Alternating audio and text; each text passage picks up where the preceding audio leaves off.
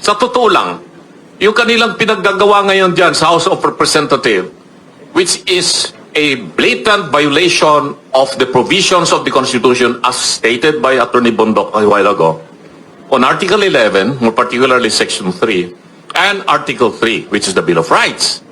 So, meaning, we have a possible actionable suit that we can file before the Supreme Court for the House of Representatives abusing its authority, resulting into lack of jurisdiction of what they are doing and an unconstitutional act. So any one of us here can file the corresponding petition before the Supreme Court to question the actions of the House of Representatives. And we are a proper party in interest. Meron tayong personality to file the necessary action. I have been in Congress for so many years. I was there in 1987. I saw the impeachment of Erap there. I was involved in somehow. I was also involved in the impeachment of then Chief Justice Davide as consultant of the Office of the Speaker, give advice to the leaders of the House of what to do. Sumunod po dyan yung impeachment ni GMA. Ilang beses po yung may final dyan. Then the impeachment of Merceditas Gutierrez, impeachment of Andres Bautista, and Sereno. All these impeachment cases that were filed in the House, I was able to be part in whatever capacities. No? Ngayon, going back to the integrity of these impeachment proceedings, tama yung sinabi. Only the Senate has the sole power to try and decide cases of impeachment. When you say try or trial, there is no distinction of maxi trial or mini trial. Basta trial yan. Yung mini skirt lang yan. Magandang panupurin yan. Pero, there's no such thing as mini trial. Saan sila naka-invento ng ganon? Now, if they are going to, again, define what they're doing as, well, it is akin. Ayan, yung salita akin. Akin yan, akin. Okay. Similar to a preliminary investigation before the office of the prosecutor. Or maybe we can say inquest proceedings. Kasi kami mga trial lawyers, dinaanan namin yan. So summary lang talaga ang pinag-uusapan doon.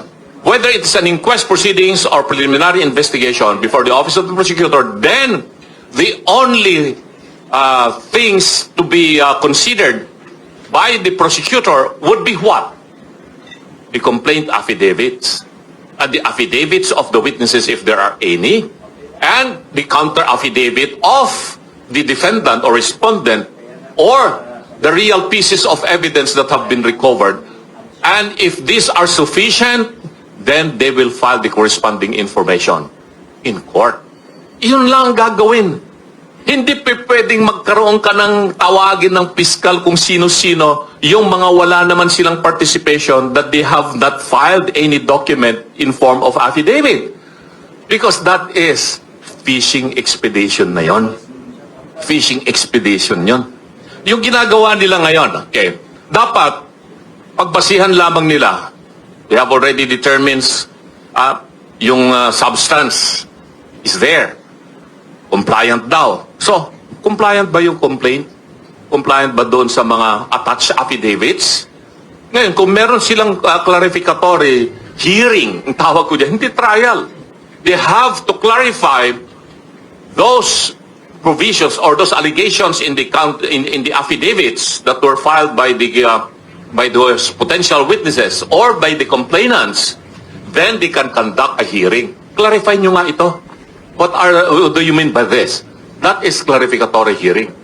But if you are going to start issuing subpoena to people who are not mentioned in the complaint or who have not submitted any document or affidavit, that is violation already of the provision of the Constitution on trial. Trial na kasi yan eh.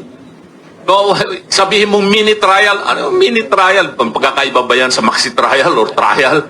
Pareho lang na trial yan. And remember, any incidents or any other action related to trial, which is the sole power of the Senate, And if this is undertaken by the House of Representatives, it is unconstitutional. It is just not unconstitutional, it's also done with grave abuse of discretion amounting to lack of jurisdiction. Nung binasa ko yung answer ad cotellam ni VP Sara, I was so proud of her lawyers. Magaling sila. They know what they are doing. They know their law. They have to answer it, but it's ad cotellam, meaning to say as a precautionary measure without waiving the right to object on anything related to the unconstitutionality of the complaints or the proceedings that will take place in the House. So ngayon, ang ginagawa nitong Committee on Justice, insisting of issuing subpoenas. Meron silang sinabina pa na abogado, no? I heard, no, these are all violation. These are all violation of the sole power of the Senate in a trial. No? Hindi naman na ito kasi committee hearing lamang ng in order to what do you call that? Pass a law? No, not anymore. This is a hearing not in aid of legislation, but a committee hearing to determine if there is not just a mere probable cause, but if there are evidence that would warrant the findings of the Committee on Justice to go up to the plenary and for the plenary to decide and then transmit the matter to the Senate. Ganun lang kasimple yung impeachment proceedings. They are trying to complicate things in a way, katulad sinabi ni Attorney Paras, ni Congressman Jing, because sabi nila, Sarsuela ito. Sabi ni Attorney Topacio, kangaroo court. No, don't use kangaroo court. That's going to be an insult with a beautiful kangaroo. I love kangaroo. I've been to Australia many times and they are so beautiful. So don't don't compare the Committee on Justice as a kangaroo court. It's an insult to the kangaroo. Or even they say sinabi, muro-muro lang. No. Don't use again that moro. It's an insult to our Muslim brothers and sisters. No? Hindi pwede. No? Ang ginagawa nila doon sa House of Representatives, purely politika. They would want to put the Vice President in a bad light in the eyes of the public because she is the most trusted, popular public official of the land now, despite all their efforts to destroy her for the past 2 years. Hindi nila mapababa yan ang kanyang trust rating.